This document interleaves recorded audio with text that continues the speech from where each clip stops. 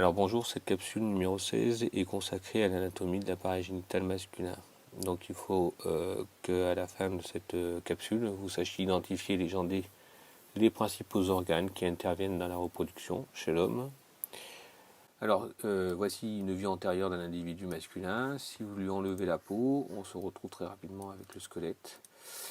Et on peut remarquer que j'ai choisi de placer l'appareil urogénital chez l'homme et j'ai également laissé le côlon ainsi que le rectum pour des raisons que je vous expliquerai un tout petit peu plus tard.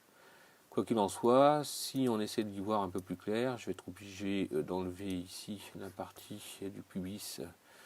Donc ici c'est ce qu'on appelle le pubis. Je vais enlever simplement le pubis droit de façon à y voir un peu plus clair. Donc ici, donc je vais également enlever le squelette appendiculaire droit, voilà, pour vraiment être tranquille.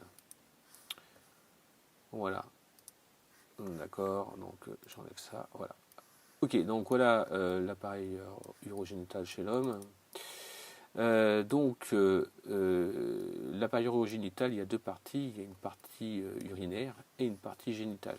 Alors, ils sont indissociables, et vous allez comprendre pourquoi. Donc, si on regarde la partie urinaire très rapidement, vous avez donc les deux reins qui déversent l'urine au niveau des bassiniques qui sont ici, puis des uretères, il y en a deux, l'uretère droit, l'uretère gauche, et qui se déversent donc sur la face postérieure ici de la vessie, d'accord. Vous voyez, il se déverse à ce niveau-là, sur la face postérieure de la vessie. Et puis on voit ici l'orifice donc de l'urétère gauche. Une fois que l'urine est stockée dans cette vessie, eh bien, elle va donc au moment de la miction, eh bien, passer dans l'urètre. Alors cet urètre présente plusieurs portions, et donc là on attaque un petit peu la partie urogénitale. Une portion qu'on appelle une portion prostatique, hein, vous avez la prostate à ce niveau-là, donc il va traverser la prostate, il va traverser un sphincter, ça c'est un sphincter, et puis il va partir dans la partie pénienne, hein, donc dans la verge. Il présente une partie fixe qui est ici, et une partie mobile qui est ici. Donc sur cette partie pénienne, eh bien, elle rentre dans ce qu'on appelle le corps spongieux, et elle parcourt comme ça tout le long du pénis, tout le long du pénis, et arrive au niveau du méa urétral, donc à l'extrémité du gland. D'accord, le méa urétral est ici à l'extrémité du gland. Alors, on peut rester un petit peu sur donc la partie pénienne. Donc, ce pénis est constitué d'un corps, dit corps spongieux, et qui est un corps érectile. Et puis, vous avez ici un corps caverneux, qui est également un corps érectile, juste au-dessus. Voilà, donc ça, c'est le corps caverneux qui est ici. Et ici, vous avez le corps spongieux. Ensuite, à l'extrémité donc du pénis, vous avez la partie qu'on appelle le gland du pénis. Alors, si on regarde de plus près ce qui se passe au niveau de la prostate, on voit qu'effectivement il a récupéré l'urine donc traversée par donc l'urètre, hein. Et au niveau de cette prostate, eh bien, on voit qu'il y a ici un canal, hein, qui déverse son contenu dans l'urètre. Alors cette portion-là, c'est ce qu'on appelle le canal éjaculateur. Et puis on voit qu'il a récupéré également le contenu d'une glande ici, qu'on appelle la glande séminale, qui déverse son contenu dans ce qu'on appelle le canal déférent qui est juste au-dessus. Donc ça c'est le canal déférent. Alors d'où vient ce canal déférent? Ce canal déférent, vous voyez, hop, il est là. Et si on suit son trajet, on voit qu'il vient des testicules. Donc vous avez les testicules qui sont des organes qui sont les organes, les glandes à proprement parler chez l'homme, qui produisent les spermatozoïdes. Donc vous avez un testicule ici droit.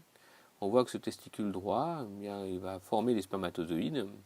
Il va les stocker au niveau d'un organe qu'on appelle l'épididyme, à ce niveau-là.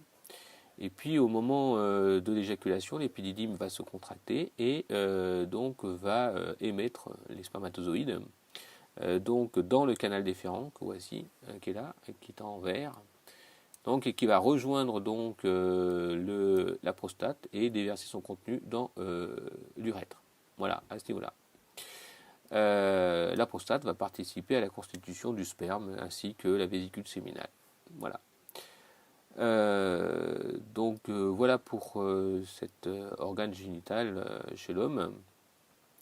Juste petite remarque, les testicules sont à l'abri au niveau du scrotum, qui sont des organes qui sont externes, tout simplement parce que la spermatogénèse, c'est-à-dire la formation des spermatozoïdes dans les testicules, est sensible à la température et donc doit se faire à température ambiante et non pas à 37 degrés comme ça pourrait l'être à l'intérieur du corps. Voilà, donc dernière petite information, la prostate qui est ici.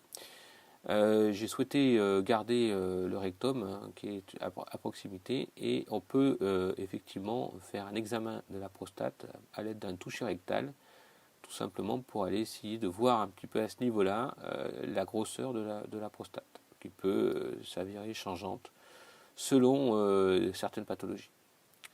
Voilà donc pour l'anatomie chez l'homme.